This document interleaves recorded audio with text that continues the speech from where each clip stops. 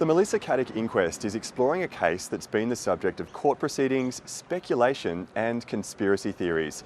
The first week focused on the early police investigation and the impressions police formed of her husband, Anthony Coletti. Melissa Caddick disappeared in November 2020. At the time, the corporate watchdog ASIC was investigating allegations she was running a Ponzi scheme, which the inquest heard defrauded investors of between $20 and $30 million.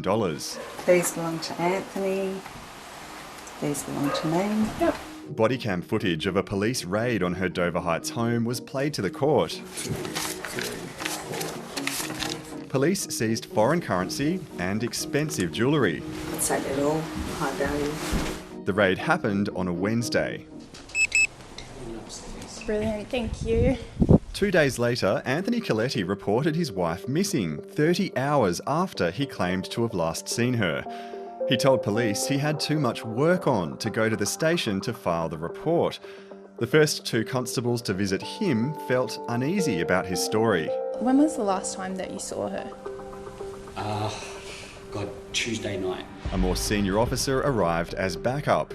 Yeah, mate, I'm just a bit concerned. Can we go upstairs and have a chat? Yeah. He believed Mr. Coletti was being evasive, vague and inconsistent. I think there's something that's not quite right here, and I think there's something that you're not telling me.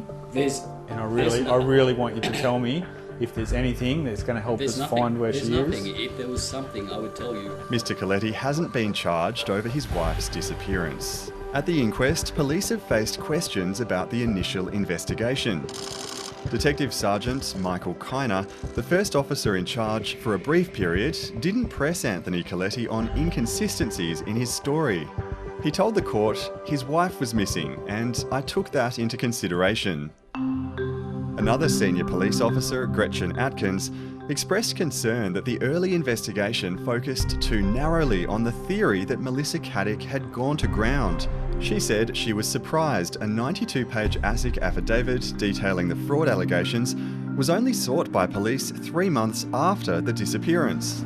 Expert reports prepared for the inquest discuss the most macabre element of this case, the discovery of a shoe containing Melissa Caddick's decomposing foot on a beach several hundred kilometres south of Sydney 3 months after she disappeared.